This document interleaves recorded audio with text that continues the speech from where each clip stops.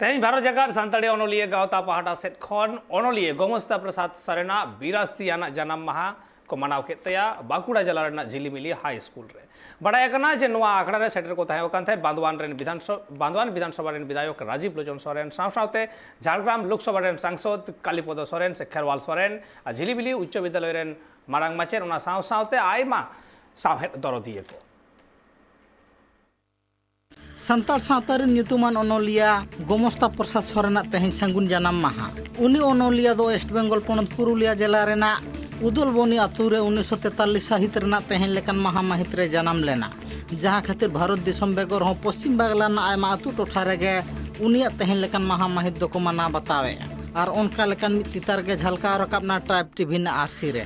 जहां रे तेहें भारत जकात सानताड़ी अनलिया गावता पाहटा सेन खन अनलिया गोमस्ता प्रसाद सोरेना 82 आना सांगुन जन्म माहा को मनाव के बांकुड़ा जिला रेना झिलिमिली हाई स्कूल रे प्रसाद सोरेना अनलिया अनड़िया मन गोमस्ता प्रसाद सोरेना इरल गेल बाराना जन्म माहा पला चला खाना नोआ दो दसरा जून होइना कथा थाय खाना दो ओना दो लेट ते तेहिं ओना दो मनाव होय खाना भारत जकात अनलिया गावता पश्चिम बांग्ला चंगा उनको कुरुमुटु तेगे साही जुहिते नोडे दो ना झिलिमिली ना नो हाई स्कूल रे नो दो ठाड़ो गोटा होय खाना तेहिं ओना गे नुकु जहां पठो को तेहिं को सेलेक्ट खाना नोडे नोआ इये को नोआ गलमाराव को अंजमे नो तो अडी बेटांग नापाय कमी होय खाना नापाय कमी माने नुकु मोने रना जहां नेतो मेटांग जहां उनको रे ज्ञान जहां पुटा को काना से साणो कान तको आको मोने मध्य रे उनका नोका अनलिया को सोरे नाम काते उनको कथा डायरेक्ट अंजम काते उनको तला रे मेटांग ऑल रेना जहां दाड़े ओना सिरजेवा को आर ओना जहां को दो को इच्छे गे तहे जे ऑल बेल रे काटे मोने गहन ले ताकोय ओनोड़े करे जहां मोने और लेदाय से चिठी गबान जहां को गाने तहे उनको को तो आर हो बाड़ती ᱧᱚᱜ काते साहेब गबान से को सेनो रेना मेटांग उद्गव अनलिया को दाबी बांगमा अनलिया गोमस्ता प्रसाद सोरेन दो संतार सावता उतना सावते 1961 साहित रे पुरुलिया जिला ना मधुपुर प्राथमिक विद्यालय रेन मित माचेद लेकाते होय ताहे कना उनी दो समाज उतना सावते आयमा लेखन पुथि पथाम को होय उछन सदरे ताहे कना ऑल बेल तालाते जहां 1961 साहित रे पुरुलिया जिला रेन अनलिया गोमस्ता प्रसाद सोरेन पुइलु हर सेरें सानताड़ी ते उछन सुदूर लेआ ओनाते नित रह सानतार सावतारेन अनलिया अनहोड़िया को न्यूम हालांग सांग सावते उनिया सांगुन जन्म माहा को मना बतावे सानताड़ी समेत मतो आडी उतर के हराबुरु कना हराबुरु माने एटा पार्सी समेत संग अबो नितो दो एकदम ओदाबादी लहा चला कान तबोना नितो अनलिया को जास्ती कना तबे नितो जतखन अबो मेटांग जहां खांगोट जेल जमो कना जे अनलिया को जहां को नपाय नपाय अनलिया को मेना को मेनकान काउडी ना अनान खातिर बाको छापा दाड़िया कने ओना को छापा रेना जुदी कुरुमुटु हुआ जेदा से दिकु को अपन नेल कदा एटा पार्सी को उनको तो पब्लिशर को तहन तकवा जार फले आरो भागे भागे जहां के मने दा राइटर ऑल दाय ओना बाजार रे हिजु कना पब्लिश तो कना मेनगन आबोरेन अनलिया को आदो ओना दो बनुआ आदो ओनाते इया उहिर भावना दो नोंका कना जे दाराकान दिन रे जेमन नितो नोडे हाई के आडी रिस्कन बुझाव केदा अबो जहां बांदवानी विधायक जहां दिलगिरी अब मिनाय तबना राजीव लोचन सोरेन उनी तेही अनलिया गावता ठेन मेटांग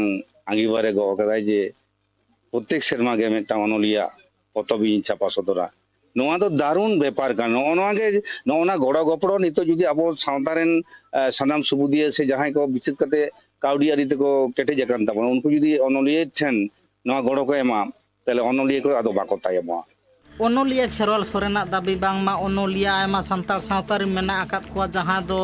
नित रहो को हरा बुरुक कना मेनखान उनको तलारे उनका रेखा सिखनात हामेट कते रहो अनलिया अनहोड़िया ना खुदारे मेना आकात को रहो उनको तलारे उनका लेका काउडी आरजावना पांथा बांग खातिर आयमा खांगोट रे को ताहेन कना चेदा से काउडी आरजावना पांथा बांगते संतार सावतारे अनलिया अनहोड़िया को आको लेखाते पुथि पथाम को बांग कुछन सदर दाड़े कना दिसोम हर तलारे ओना लिगित के सरकार खने तहब काते जहां लेकान के गड़ो सहत ᱧᱟᱢ लेखान आरो लाहांती डहार सेन लाहा चला दाड़े संतार सावता मेनते खेरवाल सोरेना दाबी जहां नेल हुई कना जे अबोरेन जहां तने अनलिया को मेना को अनलिया को नेल हुई कना जे पुथि दो को ऑलदा किंतु आको जहां पुसे अभावते ओना बांको छापा दाड़े कना से आरो एटा प्रतिबंधकता मेना जहां तक उनको बांको छापा सदर दाड़े इन ओनाते लाहार गिन लई कदा जेमन आबो आरी कोन उनदिन खन যখন কোন মাস্টারিᱧ ᱧᱟᱢ ᱠᱟᱫᱟ ᱩᱱ ᱠᱷᱚᱱ ᱜᱮ ᱨᱮᱸᱜᱮᱡ ᱚᱲᱟᱜ ᱨᱮᱱ ᱜᱤᱫᱽᱨᱟᱹᱧ ᱯᱟᱲᱦᱟᱣ ᱠᱚ ᱛᱟᱦᱮᱱ ᱢᱟᱱᱮ ᱯᱟᱲᱦᱟᱣ ᱨᱮ ᱜᱚᱲᱚ ᱥᱚᱯᱚᱦᱚᱫ ᱤᱧ ᱮᱢᱟ ᱠᱚ ᱠᱟᱱ ᱛᱟᱦᱮᱸ ᱛᱤᱞ ᱱᱟ ᱮᱠᱷᱚᱱᱳ ᱚᱱᱠᱟᱜᱮ ᱚᱱᱚᱞᱤᱭᱟᱹ ᱠᱚᱧ ᱧᱮᱞ ᱠᱮᱫᱟ ᱡᱮ ᱡᱩᱫᱤ ᱟᱠᱚ ᱩᱱᱟᱹᱜ ᱫᱟᱢᱟᱱ ᱚᱞ ᱡᱩᱫᱤ ᱟᱜᱟᱢী ᱫᱤᱱ ᱞᱟᱹᱜᱤᱫ ᱥᱚᱝᱨᱚᱠᱷᱚᱱ ᱦᱩᱭᱩᱜᱼᱟ তাহলে খান উনকু গড় উনকু পাশে তিগুন দরকার ওনা কো আই উমান কাতে গে নয়া দুই তেহিং গি ঘোষণা করা যে প্রত্যেক শর্মা মেটেন কাতে অনলিয়া মেটেন বই ছাপা হইয়া এবং ওনা তো সিলেকশন আকো all India Santali writers association খন গে কো উনকু কো রেকমেন্ড